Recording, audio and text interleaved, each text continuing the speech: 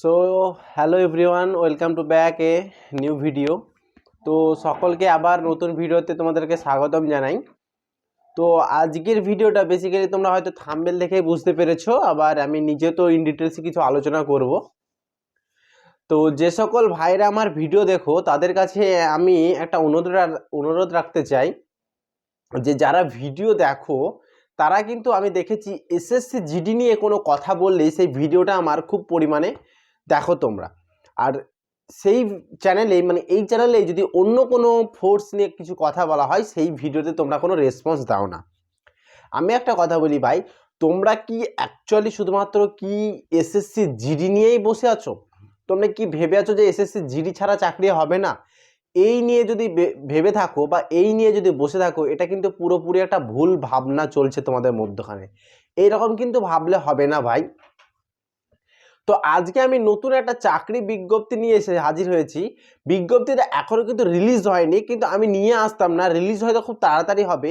আর সেই রিলিজটা হলে তোমরা কিন্তু অ্যাপ্লিকেশন করতে পারবে না অনেকেই, কারণ হচ্ছে সেটার জন্য একটা নতুন একটা এডুকেশন কোয়ালিফিকেশন চেয়েছে। এডুকেশন না, একটা কোয়ালিফিকেশন চাওয়া হয়েছে। তো হয়তো থাম্বনেল দেখে বুঝে সিআরপিএফ এর ট্রেডসম্যান। সিআরপিএফ এর ট্রেডসম্যান আসতে চলেছে খুব তাড়াতাড়ি। 12,000 প্লাস ভ্যাকান্সি যখন আসার কথা আছে, জানি না কত দেবে। তো যাই হোক, কিন্তু এই মাসের শেষে, এই মাস তো শেষ হয়ে গেল, মোটামুটি ফেব্রুয়ারি মাসের দিকে হয়তো আসলেও আসতে পারে, জানি না কবে আসবে, কিন্তু আসবে এতটুকু গ্যারেন্টি। তো কি সিআরপিএফ এবং বিএসএফ এই দুটোরই কিন্তু ভ্যাকান্সি আসতে চলেছে ট্রেডসম্যানে।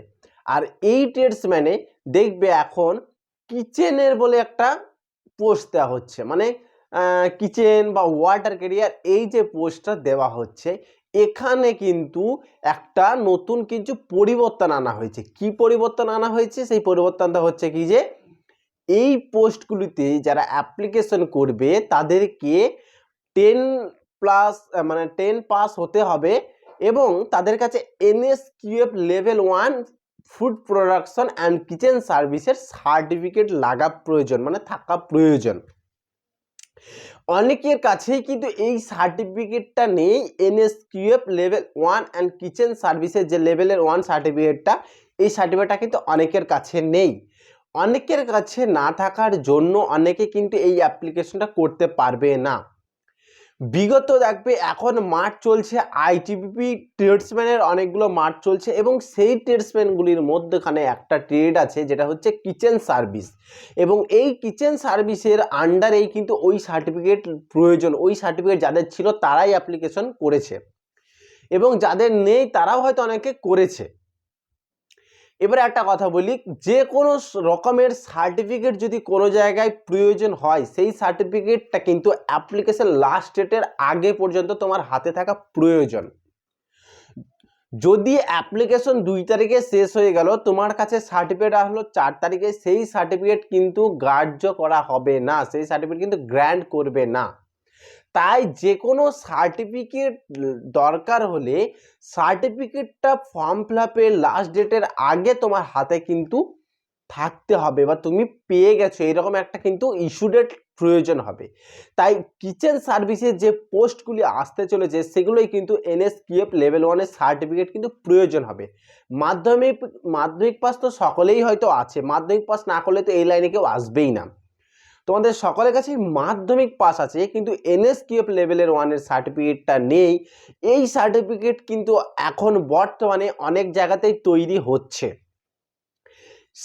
সেই সংস্থাগুলি থেকে তোমরা এই সার্টিফিকেটটা তৈরি করে রাখবে, না হলে কিন্তু তোমরা বিগত যে সিআরপিএফ বলো, বিএসএফ বলো, সিআইএসএফ বলো, প্রত্যেকটা ফোর্সেই কিন্তু এই নিয়মটা কিন্তু লাগু করবে।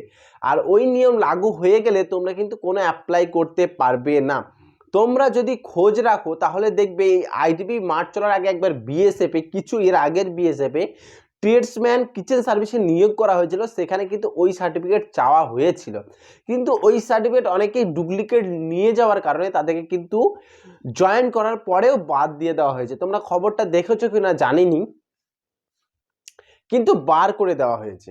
এই সার্টিফিকেট কিন্তু অনেক জায়গায় জাল সার্টিফিকেট হচ্ছে, অনেক জায়গায় কিন্তু অরিজিনাল সার্টিফিকেট হচ্ছে। এই সার্টিফিকেটটা তৈরি করতে এক এক জায়গায় এক এক রকম কোর্স ফি নিচ্ছে, কেউ নিচ্ছে 3,000, কেউ নিচ্ছে 3,500, কেউ নিচ্ছে 4,000।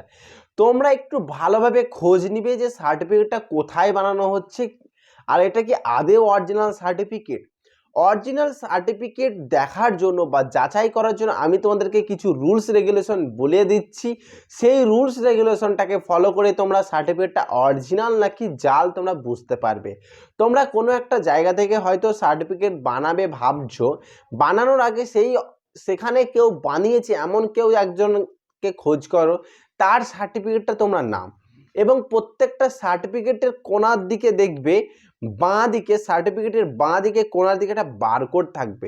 সেই বারকোডটা গুগলে স্ক্যান করবে এবং সেই স্ক্যান করার পরে একটা NSDC ন্যাশনাল স্কিল ডেভেলপমেন্টের যে অফিসিয়াল ওয়েবসাইট গভর্নমেন্টের, সেই সাইটে নিয়ে যাওয়া হবে এবং সেই সাইটে নিয়ে যাওয়ার পরে ভেরিফাইড দেখাবে এবং ভেরিফাইড দেখানোর পরে নিজের নাম, কোন ইনস্টিটিউট থেকে করেছে, বাপের নাম, সব ডিটেলস কিন্তু চলে আসবে।